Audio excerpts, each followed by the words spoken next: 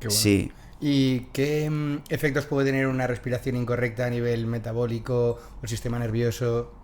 Bueno, pues es un poco lo que estoy comentando. Cuando, por ejemplo, estamos respirando más rápido de lo que deberíamos, de una forma más superficial y mucha cantidad de aire, ¿no? Y cuando digo más rápido, tampoco hay que confundir estar, ¿no? Como si acabáramos de correr un maratón, pero sí que una respiración disfuncional tiene mucho que ver con la respiración cuando estamos en un estado emocional alterado. Es muy parecido.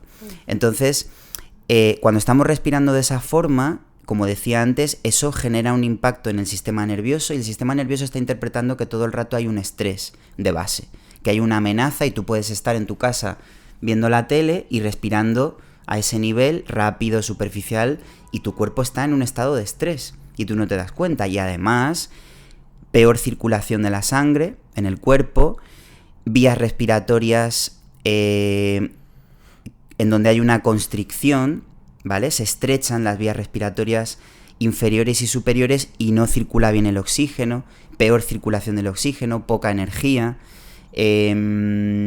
un estado de ánimo que también está alterado, porque al final también repercute a nivel mental. Entonces es todo, porque la respiración toca todos los sistemas del cuerpo. O sea que tiene un impacto a todos los niveles. Mucha gente está cansada o incluso cree que no tiene estrés, pero nota ese estrés o esa ansiedad, y es también por la respiración. Porque podemos pensar que, vamos a decir, una persona hoy en día no típico, que trabaja mucho, que tiene 1000 problemas familiares, que tiene ya un estrés, eso modifica tu respiración. Pero entonces, ¿qué pasa cuando tu respiración ya es así? También va a modificar tu sistema nervioso. O sea que es como un carril de doble sentido, ¿no? Entonces impacta en todo.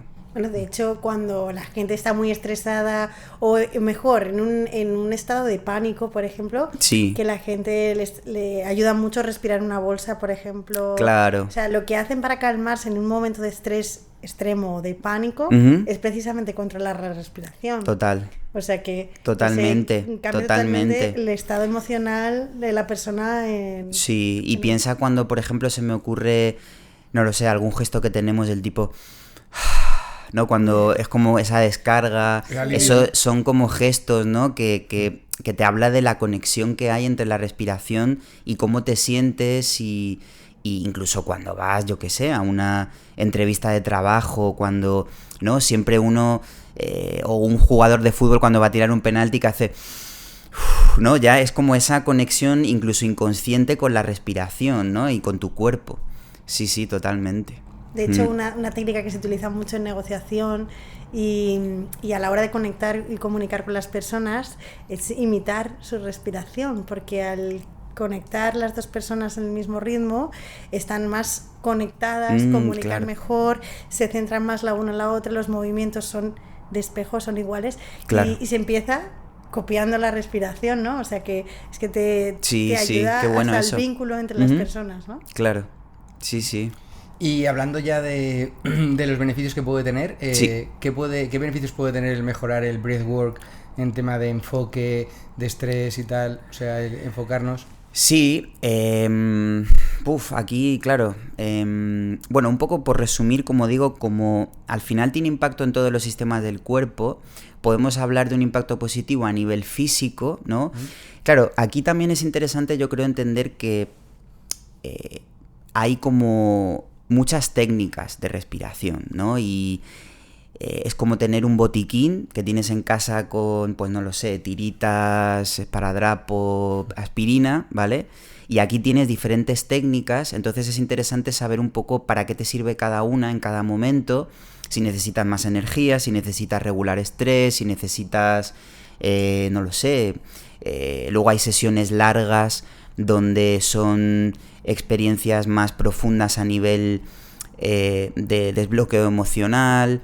La respiración funcional es más para sentar una base, respirar bien en el día a día, que yo creo que eso es lo principal. Para una persona que está empezando, me parece que aprender a respirar en tu día a día es lo primero, porque eso, sobre todo, va a tener un impacto, y por entrar un poco en detalle, como decía, en tema de circulación sanguínea, porque cuando tú respiras más suave, más lento y más profundo, hay una apertura de las vías respiratorias, de los vasos sanguíneos, mejor circulación sanguínea, como digo, mejor oxigenación. Cuanto menos respires y más lento, aunque parezca mentira, hay una mayor oxigenación.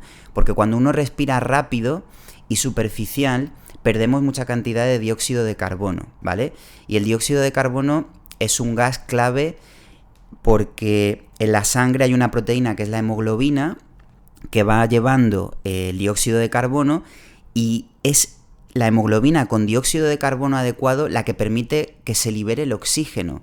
El nivel de oxígeno normalmente siempre es alto en una persona, pero si tu respiración no es eficiente, no tienes un cuerpo oxigenado, ¿vale? Cuando tú aprendes a cambiar la bioquímica, por ejemplo, ahí el método buteico trabaja mucho eso, ¿no? Cambias la bioquímica, regulas el nivel de dióxido de carbono, hay mucha más oxigenación y eso equivale a alimento para tus células, para cada órgano de tu cuerpo, tejidos, tener más energía, más claridad mental. Cuando uno tiene poca energía no tiene claridad mental, o sea que es a nivel físico, pero nuevamente cuando tú estás bien a nivel físico también va a impactar en el sistema nervioso, a nivel emocional estás más centrado, te ayuda a dormir mejor, porque cuando tú respiras de una forma óptima en el día vas a respirar así por la noche, o sea que en realidad es todo.